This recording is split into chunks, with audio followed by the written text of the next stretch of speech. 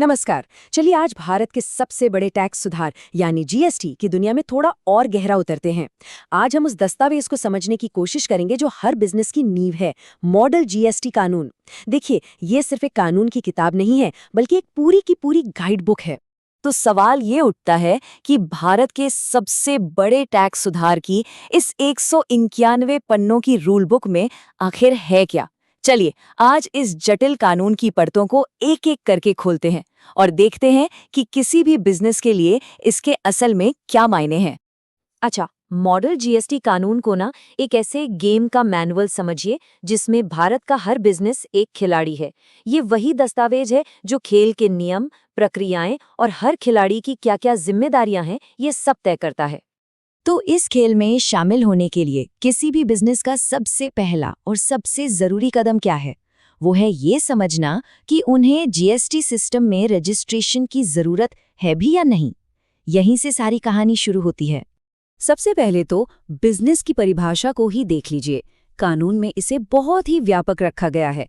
इसका मतलब ये है कि कई छोटी बड़ी गतिविधियां, यहाँ तक कि कभी-कभार होने वाले सौदे भी जीएसटी के दायरे में आ जाते हैं, भले ही उनसे कोई बड़ा आर्थिक लाभ ना हो रहा हो। तो फिर रजिस्ट्रेशन करवाना किसके लिए अनिवार्य है? देखिए, अगर कोई बिजनेस पहले से वैट या सर्विस टैक्स जैसे पुराने कानूनों में रजिस्टर्ड था, तो उसे तो जीएसटी में आना ही पड़ा। इसी तरह जिनका सालाना टर्नओवर एक तय सीमा को पार कर जाता है या जो एक राज्य से दूसरे राज्य में सामान बेचते हैं, उनके लिए भी रजिस्ट्रेशन जरूरी है। ठीक है, तो एक बार जब कोई खेल में रजिस्टर हो जाता है, तो फिर नियमों का पालन तो करना ही पड़ता है। तो अब देखते हैं कि रोजमर्रा के खेल के लिए कंप्लायंस के नियम आखिर हैं क्या। एक रजिस्टर्ड बिजनेस की कुछ बहुत ही बुनियादी जिम्मेदारियां होती हैं, जैसे सही हिसाब किताब रखना, सभी खरीद बिक्री का पूरा रिकॉर्ड रखना और हाँ, सबसे जरूरी समय पर रिटर्न फाइल करना। इन्हें इस खेल के बेसिक नियम समझिए, जिनके बिना आगे बढ़ना लगभग नामुमकिन है। लेकिन नियमों का पालन करना सिर्फ एक जिम्मेदारी नहीं है, इसका एक बहुत बड़ा फायदा भी है और इसे कहते हैं इनपुट टैक्स क्रेडिट या आईटीसी, जो कह सकते हैं कि जीएसटी सिस्टम की आत्मा है। आईटीसी का सीधा सा मतलब ये है कि अगर किसी ने अपना प्रोडक्ट बनाने के लिए कच्चा माल खरीदने पर टैक्स चुकाया है, तो वो उस टैक्स को अपने फाइनल प्रोडक्ट पर लगने वाले टैक्स से घटा सकता है। इससे होता क्या है, टैक्स पर टैक्स लगने की जो समस्या थी वो खत्म हो जाती है। ये पहले की टैक्स व्यवस्था में एक बहुत बड़ी खामी थी। लेकिन भाई, हर खेल में कुछ खिलाड़ी नियम तोड़ते भी हैं। तो जब कोई बिजनेस जीएसटी के नियमों का पालन नहीं करता या कहें कि फाउल करता है, तो उसके परिणाम क्या होते हैं? ये एक बहुत अहम सवाल है। क्या कानून हर गलती को एक ही नज़र से देखता है? तो जवाब है बिल्कुल नहीं। कानून गलतियों की गंभीरता के आधार पर उनके साथ अलग-अलग तरह से पेश आता है। यहाँ कानून के दो अलग-अलग चेहरे दिखते हैं। एक तरफ है मामूली उल्लंघन, जैसे 5,000 रुपए से कम टैक्स की कोई छोटी-मोटी गलती जिसे आसानी से सुधारा जा सकता है। वहीं दूसरी तरफ है गंभीर अपराध, जैसे 2.5 करोड़ से ज्यादा की टैक्स चोरी, जिसमें न केवल भारी जुर्माना बल्कि जेल तक हो सकती है।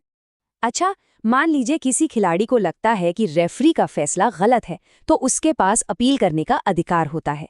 ठीक इसी तरह अगर किसी बिजनेस को लगता है कि टैक्स ऑफिसर का फैसला सही नहीं है, तो उसके पास भी उस फैसले को चुनौती देने का एक पूरा सिस्टम है। अपील दायर करने के लिए आमतौर पर जो भी विवादित टैक्स की रकम है, उसका 10% प्री डिपॉजिट के तौर पर जमा करना होता है। ये एक तरह से यह पक्का करता है कि केवल गंभीर और वास्तविक मामलों में ही अपील की प्रक्रिया का इस्तेमाल हो। और ये अपील की पूरी सीढ़ी है। बिजनेस पहले फर्स्ट अपीलेट अथॉरिटी के पास जा सकता है, फिर अपीलेट ट्रिब्यूनल। अगर मामला और भी गंभीर है, तो ये लड़ाई हाईकोर्ट और आखिर में देश की सबसे बड़ी अदालत यानी सुप्रीम कोर्ट तक भी जा सकती है।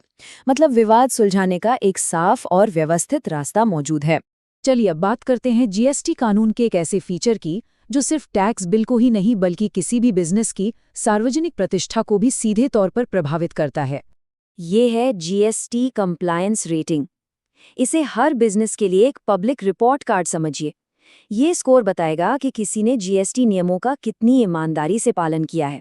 और सबसे बड़ी बात, ये जानकारी ग्राहकों, सप्लायर्स और यहाँ तक कि कॉम्पिटिटर्स के लिए भी सार्वजनिक रूप से उपलब्ध होगी। तो अंत में ये सवाल सोचना लाजमी है, क्या टैक्स अनुपालन को एक पब्लिक स्कोर बनाना ही टैक्स पारदर्शिता का भविष्य है? ये एक ऐसा विचार है जो न केवल बिजनेस करने के तरीके को बदल सकता है, बल्कि शायद एक ज्यादा जवाबदेह आर्थिक व्यवस्था भी बना सकता है। इस पर सोचने के लिए बहुत कुछ है।